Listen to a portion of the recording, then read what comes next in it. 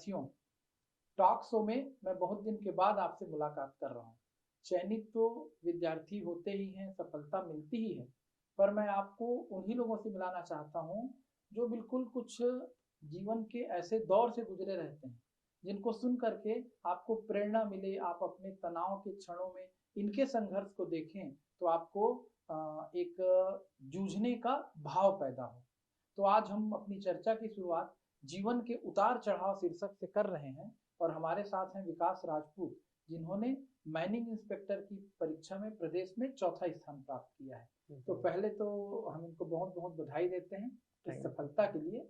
और बिना किसी औपचारिकता के, मैं इनसे काफी देर से बात कर ही रहा था, हमारे संस्थान से ये जुड़े ही हैं, 2018 में यहाँ पीएससी प्री की तैयारी कर रहे थे, लेकिन इन्होंने अपने फील्ड में इतना परिवर्तन किया कि ये खुद धीरे धीरे बताते जाएंगे, आप समझते जाएंगे। जैसे सबसे पहले ये अपने एक ड्रीम विद्यालय में पहुंचे, जवाहर नवोदय विद्यालय में। शुरुआत ही वहीं से करेंगे। वहां पहुंचना हर बच्चे का बचपन में एक सपना होता है, पर वहां जाने के बाद आपको कैसा लगा, वहां जाने की कहानी क्या थी और अनुभव क्या था, कहाँ के नवोदय के विद्यालय में आपकी प्रारंभिक शिक्षा हुई, विस्तार से बताइए बच्चों को। जी सर, मैं नवोदय विद्यालय में मैंने 8th के बाद 9th में लेटरल एंट्री में एडमिशन लिया था। पहले मैं हम लोग के मेरे पिताजी पुलिस वाले हैं, तो उनका ट्रांसफ़र होते रहता था। हम लोग अलग-अलग बहुत से विद्यालयों में पढ़े हम। तो 8th में हमने एडमिशन मतलब एग्ज़ाम दिलाया, 9th में हमारा एडमिशन हुआ वहाँ। तो 9th में हम पहुँचे और हम एडमिशन जब लिए तो दिवाली से 1 महीने पहले एडमिशन लिया, आधा कोर्स निकल चुका था उस समय।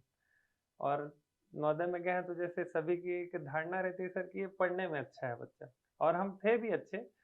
फिर लेकिन नवोदय में गए तो हम हिंदी माध्यम के थे और यहाँ इंग्लिश मीडियम था। तो हिंदी से इंग्लिश होने के कारण ना वो चीज़ें हमारे समझ नहीं आती थी। मतलब हम एक तो पहले से हाँ, हाँ, सत्र के बीच में एडमिशन, सत्र के फिर उसके बाद ऑल ऑफ सडन बचपन का दौर है हाँ, और मीडियम चेंज हो गया। मीडियम चेंज हो गया और वो हम किसी से पूछ भी नहीं सकते थे क्योंकि नए भी थे हम वहाँ। तो ऐसे-तैसे करके 9th पास हुए, फिर 10th में पहुँचे, 10th में हमारा तबीयत भी खराब हो गया, तो उस समय भी थोड़े लीव, और मैं नेशनल खेलने में अच्छा था, तो 10th में मैं नेशनल खेलने गया, तो बास्केटबॉल का नेशनल बास्केटबॉल खेला नेशनल आपने। खेला मैं। तो नेशनल में 1 महीना लगता है सर, तो उस समय भी मेरे 10th में पढ़ाई मतलब थोड़ी डिस्टर्ब हुई, हम्म। तो हमारा खींच-तान के 7.8 ग्रेड पॉइंट बना 10th में। हम्म। और 10th में हमको सब्जेक्ट नहीं मिल रहा था, साइंस सब्जेक्ट नहीं मिल रहा था। मैं सेकंड लास्ट बच्चा हूँ जिसको हम्म। साइंस दिया, मतलब साइंस हाँ, ना थोड़ी देर मिलने की पहले आप कैटेगरी। मुझको बता ही रहे थे कि मैं माइनिंग इंस्पेक्टर बना, जियोलॉजी की मैंने आगे पढ़ाई की और मुझे साइंस ही नहीं मिल रहा साइंस नहीं था। मिला, मतलब मेरे को साइंस नहीं दिया जा रहा था स्कूल में, और मैंने साइंस के बेस पर ही अपना करियर बनाया है। और यही एक जियोलॉजी नहीं सर, इससे पहले पहले मैं लाइन से बताते चलता हूँ आपको। तो 9th में हमने एडमिशन लिया, फिर 10th में हमको सब्जेक्ट नहीं मिला था, फिर जैसे-तैसे हमको सब्जेक्ट मिला। तो 10 में मैंने और सर से ये भी पूछा, एक्चुअल में हमसे साइंस बायो भी उतना ही अच्छा बनता था और मैथ्स भी उतना अच्छा बनता था। तो एक अच्छे स्टूडेंट से मैं कैसे खराब, मतलब या कंफ्यूज कैसे हो गया कि सर से मैं जाके पूछता था कि सर मैं बायो लूँ या मैथ्स लूँ करके। तो सर भी मतलब आश्चर्य थे कि ये लेने वाला है मेरे से आके पूछ रहे हैं ये करके। तो मतलब मैं दोनों, मेरा एक्चुअल में मैथ्स अच्छा था, फिर साइंस बायो भी अच्छा था। तो बायो फिर हमने ऑप्ट किया, फिर बायो से फिर 11वीं, फिर 12वीं, 12वीं में फिर खेलने के कारण 11वीं में भी मैं गया था खेलने के लिए। फिर 12वीं में पहुंचे, तब 12वीं में पता चला कि अब पढ़ना भी है, तो नवोदय में हंसते खेलते पढ़े, कैसे साल गुजर जाता है आपको पता नहीं चलेगा। नवोदय एक, मतलब आप जैसे नवोदय के बारे में जान रहे होंगे सर, तो वो एक कैंपस है जिसमें कैंपस 30 है, एकड़ का कैंपस है, आपको उसी के बिल्कुल अंदर रहना है। आवासीय। हाँ, बाहर आपको जाना नहीं। तो हम इस तरीके से चालू किए थे, और बाद 12th में पहुंचे तो दिसंबर के समय अब परसेंट लाना है। तो 12th में जब पढ़ना चालू किया तो 9th से मेरा बेस खराब हो गया। 9th का बेस 11th में रहता है और 10th का बेस 12th में आता है। तो हमारा तो 10th वैसे ही खराब था, तो हम सिर्फ रटते थे कि वो चीजें समझ नहीं आती थी हमको, हम सिर्फ रट लेते थे। और हिंदी इंग्लिश का बर्डन तो था ही, पर टर्मिनोलॉजी अब धीरे धीरे होते समझ आने लग गई थी। तो 12th में हमारे ऐसे पढ़ते पढ़ते 75% बने। फिर हम 12th से बाहर निकले तो हमें पता था कि सिर्फ नीट, बायो किए हैं तो नीट की तैयारी करनी है, और मैथ्स किए हैं तो जेईई मेंस की तैयारी करनी है। तो हम ये पेपर दिलाए, उसमें फेल हो गए। अब हम गए बीएससी कॉलेज में एडमिशन लेने के लिए। नीट के लिए आप कोटा तक भी पहुंच गए हाँ थे, है जी, ना? जी। आपने बताया आपने कोटा की यात्रा की वहाँ, फिर आपने एडमिशन लिया हाँ, और 3 साल मैंने ड्रॉप लिया सर। 3 साल मैं ड्रॉप लिया। 12वीं 2015 में पास आउट हुआ हूँ, फिर 18 तक मैंने ड्रॉप मतलब ये लेके। सब सीखना है आपको। विद्यार्थियों को मैं स्पेशल बताना चाहूंगा, लोग अपनी सफलता बताने के लिए हमेशा आगे आते हैं। अपनी असफलता का क्षण, अपने तनाव के क्षण, अपने डिप्रेशन के क्षण बाद में व्यक्ति शेयर नहीं करता, और ये खुले दिल के व्यक्ति हैं।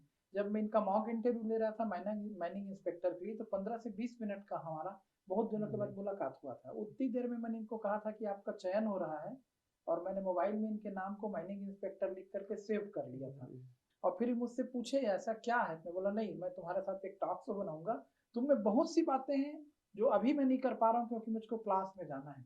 तो ये सब बातें रहती है कि आपका बीएएमएस में भी चयन हुआ था, जी, फिर आपने बीएमएस का फील्ड छोड़ा, फिर आप कॉलेज में गए, अभी आपसे ही मैं चर्चा करूंगा, फिर आपने बताया कि आपको एक डिप्रेशन का भी दौर आया। तो मैं बोल भी रहा था कि डिप्रेशन से बाहर आने के बाद बताना बड़ा आसान रहता है, और उससे बाहर निकलना ये जीवन का सबसे मोस्ट चैलेंजिंग काम होता है। तो वो दौर कैसा था और उससे बाहर कैसे निकले, इसको जरूर बताइएगा। जी। मैं ये आपसे बाद में पूछूंगा कि आपने माइनिंग की तैयारी, माइनिंग इंस्पेक्टर की तैयारी कैसे की, आप कैसे फोर्थ रैंक बनाए। पहले तो ये बताइए कि आप कोई भी ब्रिलियंट विद्यार्थी जो ब्रिलियंट है, जो एक्स्ट्रा इंटेलिजेंट है, जो सोचता है, जो पढ़ता है, जो गंभीर है, उसके डिप्रेशन में जाने का ज्यादा चांस होता है, क्योंकि वो सफलता को दिल से लगाता है। तो इसको बच्चों को जरूर जानना चाहिए, वो कैसा दौर था और कैसे आप उससे बाहर आए। मैं 2015 जैसे ही 12वीं पास किया सर, तो एक हम कॉलेज में एडमिशन ले लिए थे बीएससी में पहले। तो फिर कुछ ऐसा हुआ कि कुछ दोस्त थे, वो बोले कि तुम क्या कर रहे हो, हम तो नीट की तैयारी कर रहे हैं। तो वो एक और उस समय एक कुछ और भी चीज़ें हुई थी हमारे जीवन में, तो मैं उस समय रोता था। अब वो चीज़ें तो मेरी मम्मी ने ना देखा मेरे को, मम्मी लोग को पता चल जाता है कि ये मेरा बच्चा थोड़ा डिप्रेशन में है, तो उन्होंने ना आराम से भी पूछा कि क्या हुआ है करके। वो जानती तो थी सब चीज़ें, मम्मियों को बताना नहीं पड़ता है। तो बोले कि तू कुछ नहीं है ना, इसलिए लोग तेरे को छोड़ते हैं, तो वो चीज़ें मेरे को लगी भी थी। तो फिर मैंने ना तैयारी चालू की नीट की, और नीट के बारे में आप जान ही लिए, मेरा बेस पूरा खराब था, तो पहले साल में ड्रॉप लिया। तो 1 साल मेरे को तो सिर्फ़ बेस बनाने में लगा सर। उस साल मेरे को कोई चीज़ नहीं मिली। नीट में मैं ना मेरे को बीएमएस मिला, ना वेटरनरी मिला, ना तो एमबीबीएस तो बात ही नहीं है फिर उसकी। फिर हमने और मेहनत करना है करके दूसरे साल फिर से घर वाले सपोर्ट, पापा जी हमारे सपोर्ट नहीं कर रहे थे उसमें। तो सेकंड बार ड्रॉप लिया। सेकंड बार जब ड्रॉप लिया मैंने, तो मेरे को बीएमएस की सीट मिली थी उस समय। तो फिर से लगा कि अब एमबीबीएस करना, हमारे साथ के दोस्त चले गए थे एमबीबीएस में। तो एक मन था कि मतलब एक जिद थी, मेरे को डॉक्टर बनने की इच्छा नहीं थी, मेरे को एमबीबीएस कॉलेज में जाने की इच्छा थी, कि मैं बताना चाहता था कि मैं भी कुछ कर सकता हूँ इस टाइप का। अब जिद में फिर तीसरे साल ड्रॉप लिया। अब फिर 2 साल भिलाई में मैंने पढ़ा था, फिर तीसरे साल फिर मैंने कोटा जाने का डिसीजन लिया। तो कोटा जाने का डिसीजन आसान नहीं था सर, वो एक्चुअल में मेरे भैया, बीच वाले भैया हैं, लाली भैया, उन्होंने बोला कि तू कोटा जा यार। और फिर पापा सपोर्ट नहीं, क्योंकि फीस 1 लाख रुपए सर वहाँ की, मतलब हम जब पढ़ते थे उस समय। तो मैंने कहा कि चलो ठीक है चलते हैं, अब यहाँ नहीं हो रहा है, तो सब दोस्त लोग चले गए कोटा। तो मैं, मम्मी बोलती है मेरे को कि तू जा, पापा को मैं देख लूंगी यार, नहीं देंगे पापा तो मैं अपना सोने की चैन है उसको बेच के दूंगी पैसा, इस टाइप का मजाक में ही बोली हो। तो फिर मैं टिकट करा लिया, और जिस दिन जाना था ना मेरे को, उस दिन सौभाग्य से ऐसा हुआ कि पिताजी मेरे दशगात्र में जाने के लिए निकले हो। तो सुबह 7 बजे वो चले गए, और मैं 8 बजे कवर्धा से निकला, 8-10 बजे निकला, फिर यहाँ पहुंचा, फिर यहाँ से ट्रेन से बैठ के फिर गया। तो पापा आए, फिर मेरे को फोन किए, ट्रेन में ही था मैं 8 बजे, तो कहाँ जा रहा है करके। तो मैं बताया कि अब ट्रेन में बैठने के बाद मैं अपने पिताजी को बता रहा हूँ कि पापा जी मैं कोटा जा रहा हूँ करके, पैसे नहीं है, 10,000 रुपये लेके जा रहे हैं, वहाँ क्या होगा कैसा होगा कुछ पता नहीं है, बस वो मम्मी का सपोर्ट था, भाई का सपोर्ट था करके हम चालू किए वहाँ जाना। तो कोटा गए। साल भर मेरे पिताजी से एक बार बात नहीं हुई है मेरी। दिवाली के दिन वो फोन किए कि आ रहे कि नहीं, तो मैं बोला कि अब उस समय नहीं है, तो उनके कहने पे आया भी हम। फिर उसके बाद फिर जिस दिन मेरा पेपर खत्म हुआ ना, उस दिन पहले व्यक्ति मेरे पिताजी थे। पेपर ऐसे खत्म हुआ है, मैं आया हूँ और उनसे ही पहली बात हुई है, तो अच्छा तो माने नहीं, तो उनको पता चल गया कैसे क्या है करके। और एक्चुअल में ये ना बनने का रीज़न भी ये था सर कि भगवान की मेरे को बाद में लगा कि एक नीति रहती, वो तो अब समझ आ रहा है कि हम लोग कोटा सेंटर भरे थे, कोटा से हमें उज्जैन सेंटर मिला। 2 दिन पहले जब व्यक्ति को पढ़ना चाहिए, हम बैग लिए-लिए घूम रहे हैं, तबीयत खराब हो गया। फिर उज्जैन आदमी जाता है महाकाल जी के दर्शन, हमको पता ही नहीं था कि यहाँ महाकाल जी का मंदिर है। हम वहाँ पेपर दिलाने गए, तो ऑटो वाला बोलता है कि वो कैसे-कैसे महाकाल मंदिर के पास में ही ले गया। कि वहीं रूम मिलते हैं क्योंकि वो टूरिस्ट प्लेस है सर। तो वहाँ हम लोग रहे। उसके बाद फिर वहाँ से फिर तबीयत खराब हुआ, फिर वहाँ गए तो और कम नंबर हो गए मेरे, तो फिर से तीसरे साल मेरे को बीएमएस मिला। अब दूसरे साल भी बीएमएस, तीसरे साल भी बीएमएस, तो मेरे को करने की इच्छा नहीं हुई। ये बिलासपुर के नागौर स्कूल मिला था मेरे को। तो वो चीज़ें फिर मैंने छोड़ दी। बहुत उसमें भी घर वाले बोल रहे थे कि जॉइन कर ले। अब मेरा इच्छा नहीं था, मैं बोला फिर नहीं। फिर मेरा बड़ा भाई, उन्होंने 2018 में माइनिंग इंस्पेक्टर की पोस्ट आई थी, उसमें जनरल का पद वैकेंट गया था।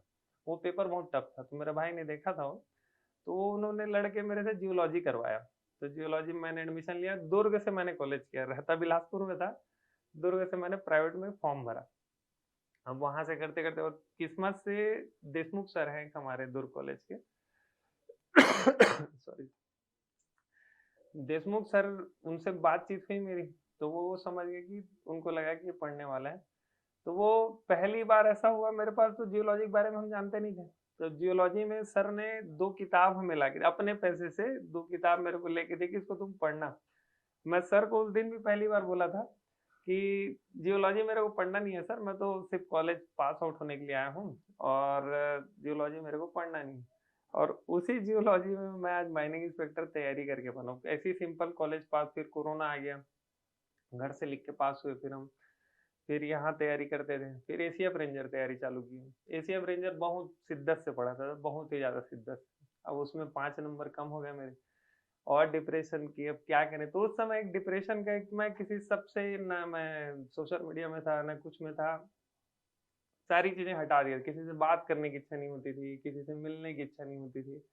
अब असफल भी थे, क्या जीवन की कोई चीज़ आपको खुश ही नहीं खुश कर ही नहीं कर पाती पा थी, रही थी, ये आपका हाँ। और लोगों समझिए। को ऐसा लगता था कि तेरे घर में सब चीज़ है, लेकिन तू काहे ऐसा है? लेकिन वो मैं ही जानता था कि सब चीज़ रहते भी आप अकेले पड़ जाओगे। व्यक्ति आप 4 लोगों के बीच में बेइज़्ज़ती होना खराब नहीं है, लेकिन आदमी जब अकेले अपने अंदर से वो गिरा हुआ महसूस करता है ना, वो खराब लगता है। प्रॉब्लम ये थी। ये चीज़ें बदलते हैं, दूसरी चालू करते हैं। हुँ, हुँ, हुँ। अब तो सब खुश हैं, पापा हाँ, भी आपसे बेहद खुश हैं।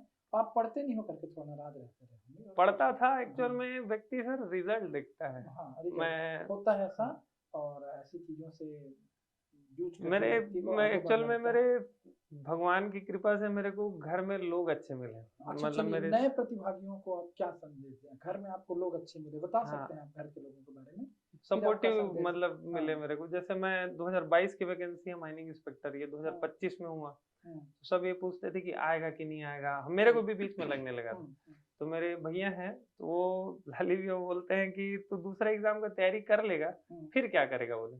मेरे क्योंकि एग्ज़ाम में पास-पास नंबर आते थे, क्योंकि नीट की तैयारी किया था सर, तो लैब टेक्नीशियन ये सारे जो एग्ज़ाम थे, उसमें एक-एक बिना पढ़े जाता था, 1-1 2-2 नंबर ही। अभी लेटेस्ट जो हुआ है उसमें 65 नंबर आए मेरे, हुँ, 67 नंबर में सिलेक्शन हुआ है। हुँ, हुँ, तो मेरे को खराब भी लगे कि साथ वाले निकलते जा रहे हैं, हम कुछ नहीं कर पा रहे हैं। हुँ, तो भैया ने बोला कि तू अगर इसको निकाल भी लेगा तो करेगा क्या? हुँ, तैयारी तो इसकी करेगा ही। उन्होंने बोला कि तेरे पास क्या चीज़ की कमी है? कोई चीज़ तो है नहीं, तो तू चुपचाप पढ़ना भाई करेगा। तो फिर मैं उनके एक मतलब सपोर्टिव, इसलिए बता रहा हूँ कि एक सपोर्ट करने वाला व्यक्ति था। तो उनके द्वारा मेरे को दोस्त भी अच्छे मिले, जो सपोर्ट करते थे, और टीचर आप लोग तो मिले ही सर, जिनके द्वारा अपन आगे बढ़े।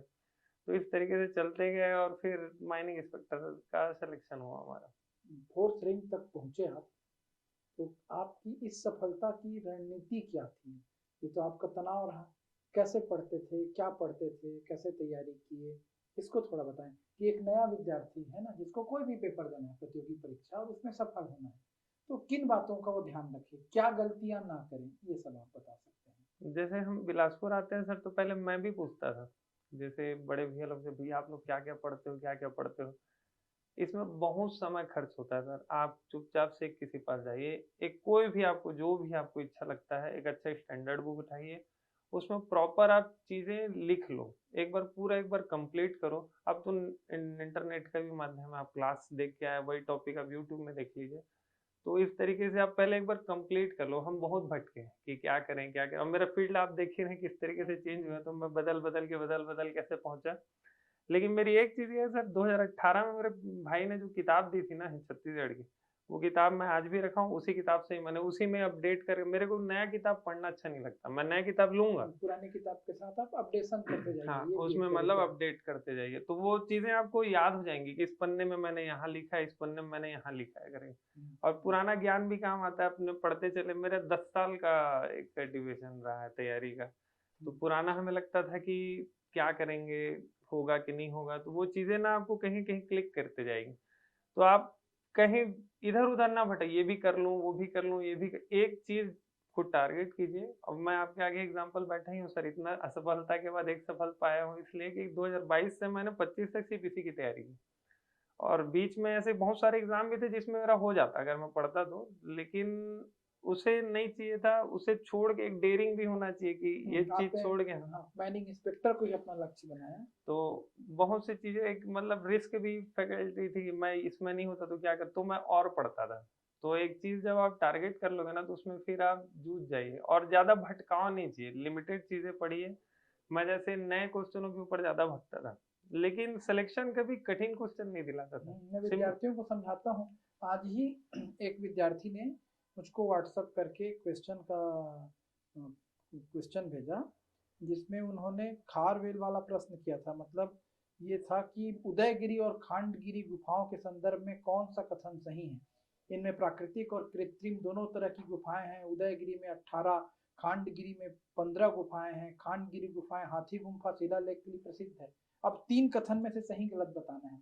यद्यपि हिस्ट्री का बड़ा प्रसिद्ध क्वेश्चन है, खारवेल का जी, नाम सब जानते हैं, लेकिन ये एक अनसर्टेन क्वेश्चन था। क्वेश्चन ये नहीं बना होगा, ये मेरा अंदाजा है जी, जी, बच्चों से। बिल्कुल। और मैंने उसको लिख के भेजा, स्ट्रेस मत लें, ये प्रश्न नहीं बनने की श्रेणी में आता है और वो चयन का आधार नहीं बनता। जी, जी। ठीक, आप जो बोल रहे हम थे लोग उसको लेकिन कंटिन्यू इसी में ही कीजिएगा। फँस जाते हैं सर हाँ, कि सरल मेरे से एक्चुअल में मैं वही कठिन चीज़ों के पीछे भागने के कारण सरल चीज़ें छूट जाती हैं। हुँ।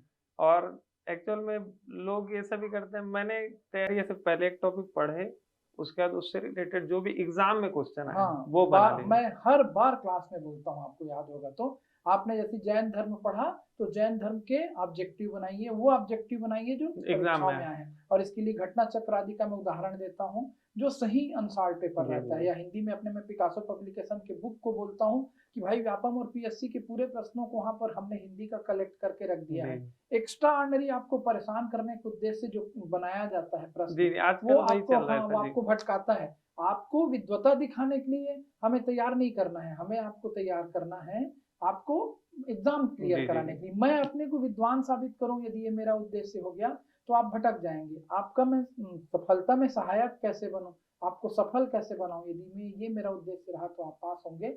और आप भी जो बोल रहे हैं इतने अनुभव के बाद कि आप ये तो जाने जरूर कि आपको पढ़ना क्या है। लिमिटेड पढ़ना लिमिटेड और लिमिटेड ही सही है। चीजें और जी, जी। स्टैंडर्ड की चीजें, ये विद्यार्थियों को बिल्कुल लिख लेना चाहिए।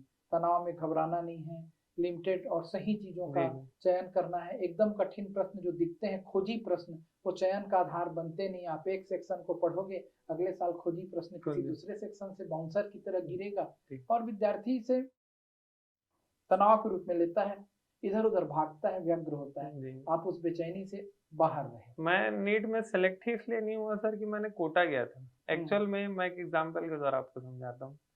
वहाँ हर टॉपिक के लिए एक अलग मास्टर आते हैं। हम्म, अब वो एक टॉपिक पढ़ाने के लिए एक सर आए हैं, तो वो अपना नॉलेज भी तो आपको बताएँगे। तो हम्म, वो क्लास इतनी लंबी खिंच जाती थी। अब एक हार्ट में 4 चैम्बर हैं। हम्म। अब एग्ज़ाम में आना है बाइस्पिड वॉल्व किधर है और ट्राइस्पिड वॉल्व ट्राइकस्पिड किधर है। वाल्व किधर है? और वो पूरा आपको सर्जरी तक ले गए और आपसे बेसिक क्वेश्चन छूट गए। तो मैं ये बोलना चाह रहा हूँ कि बहुत ज़्यादा पढ़ने की ज़रूरत नहीं है। जो चीज़ें एग्ज़ाम में पूछ रही हैं, वो क्योंकि हमारा उद्देश्य एग्ज़ाम निकाल उस समय तो अच्छा लगता है कि हम और जान लें, क्या ये भी पूछ सकते हैं, ये भी, लेकिन वो आती नहीं है चीज़ें। तो जो आ रही हैं और सबसे अच्छा गुरु मुझे लगता है सर कि जो एग्ज़ाम में आया हुआ क्वेश्चन है, वैसा क्वेश्चन कोई दूसरा नहीं बना सकता। एग्ज़ाम में आए यस हुए यस यस। क्वेश्चन को आप बार-बार, एक बार बनाने से नहीं होगी वो चीज़ें। वो बार-बार जब बनाएँगे वो पैटर्न समझ आता है वेरी कि गुड। पीएससी का पैटर्न क्या है, व्यापम दोनों का पैटर्न अलग है। तो ये बार-बार उसी मैं वही क्वेश्चनों को नहीं मैं अगर सब्जेक्ट में भी मेरे जियोलॉजी में 100 बार बनाया होऊँगा तो। पता है वो स्पीड भी बढ़ेगी, आपको लैंग्वेज पढ़ने का भाषा समझ एक में आने भाषा लगती समझ पर प्रश्नों की। वो पूछना क्या चाह रहा है, आप जी। प्रश्न को देख करके समझ जाओगे, आंसर क्या वो लेना चाह रहा है, ये जी। भी आपको क्लियर होने लगता है। और अभी एक्चुअल आपके में मेरे विचार बिल्कुल जी। 100% इसमें मिलते हैं। अभी एक्चुअल में मैं टेस्ट सीरीज़ जॉइन की लेकिन वो कोई हेल्पफुल नहीं है सर। वो बहुत ज़्यादा एकदम टफ पूछ देंगे कि एक क्वेश्चन बनवाएँ, वो आपको हेल्पफुल नहीं रहेगा। होता है। अब ये क्या होता है कि अब मैं तो खुद इस फील्ड में अब मार्गदर्शक ही हूँ, टीचर हूँ, आलोचना शोभा नहीं देती। जी। लेकिन होता क्या है कि इंटरव्यू की भी बात है। मतलब मार्गदर्शन देने के प्रयास में, डिफरेंट दिखने के प्रयास में बहुत से मार्गदर्शक ही भटकाने जी, लगते जी, हैं। जी, जी। आपको ऐसा प्रश्न पूछ के, ऐसा कुछ सजेशन दे करके डिप्रेस कर देंगे जिससे आपका सही स्वाभाविक रूप बाहर नहीं आ पाता। तो ऐसी चीज़ों से बच्चों को बचना चाहिए, ये उनका खुद का विवेक कहता है और ऐसे सीनियर लोगों का अनुभव कहता है। आप इनसे पूछें, समझें, जानें और जीवन में सफल हों। आप और कोई संदेश देना चाहेंगे तो विद्यार्थियों को कह सकते हैं, फिर इस वार्तालाप को रोकेंगे और जो विद्यार्थी इससे जिस्ट समझना चाहेगा, जो उसके काम की चीज़ें हैं, वो हम दोनों की बातों से निकल कर सामने आ चुकी हैं। आपकी बातें विद्यार्थियों के लिए बहुत सहायक होंगी। एक बार आपको बधाई। और आप विद्यार्थियों को और क्या संदेश देना चाहते हैं, ज़रूर बताएँ। संदेश इसमें तो सर दे चुका हूँ मैं, बस आप फ़ोकस्ड रहिए और हमें लगता है जब हम असफल होते जाते हैं तो हमारी तैयारी व्यर्थ जा रही है हुँ, या हम अभागे हैं या भगवान की तरफ मतलब अपनी अश्रद्धा प्रस्तुत करते हैं। मैं इतने चीज़ों में एक चीज़ सीखा हूँ, हमें करना तो है ही, हुँ, ऑप्शन तो है नहीं। तो हमको जब सोचना ही है तो पॉजिटिव सोच के चलते हैं ना। अभी एक मैनिफेस्टेशन वाला बहुत ज़्यादा हो रहा है तो आप पॉजिटिव सोच के चलो। ये मेरे को एक दादा मिले थे, उन्होंने बोला कि तेरे को तो करना ही है ना, तो नहीं होगा तो क्या होगा? हो जाएगा तो क्या होगा? ये सोच के मतलब हमेशा पॉजिटिव मेरा होना ही नहीं है, ये सोच तो प्रकृति भी आपको देती है और एक आप अपना आइडियल पर्सन रखें, क्योंकि हर व्यक्ति भटकता है, तो आप भटकाव आए तो उनसे आप कंसल्ट कर लें और फिर एक कॉन्फिडेंस के साथ आगे बढ़ेंगे। एक व्यक्ति आप रखिए और फिर सर तो हैं इस फील्ड में महारत है इनकी। सर के जितना ज्ञानी आदमी तो मैंने देखा नहीं है। सर से आप कंसल्ट कीजिए। ज्ञानी व्यक्ति से कंसल्ट करें तो बेहतर रहेगा। भटकाव बहुत रहता है सर। मैं खुद भटका हूँ, लोगों से पूछा हूँ, ठीक है, लेकिन मेरे वही भाग्य से मेरे भैया भी इसमें तैयारी करते गए, तो हमें भटकाव कम होते गया। तो एक बार आप कंप्लीट कीजिए, फिर आप खुद महारत हासिल कर लेंगे। जब तक चीज़ें कंप्लीट नहीं होती है तो लगता है कि आधा है, आधा है। जब आप एक बार पढ़ लेंगे, तो उसके बाद खुद समझ आ जाता है कि क्या चीज़ छोड़ना है, क्या चीज़ पकड़ना है। ओके। तो आपको बहुत-बहुत बधाई एक बार फिर से पूरे पटेल ट्यूटोरियल परिवार की तरफ से थैंक और यू सर। आपको उज्जवल भविष्य के लिए शुभकामनाएँ। जी, शांत रहें, खुश रहें, प्रसन्न रहें, लोगों को प्रसन्नता बाँटें, जी, जैसा आपका स्वभाव है, वैसा हमेशा बना रहे। बहुत-बहुत बधाई। जी, थैंक यू सर।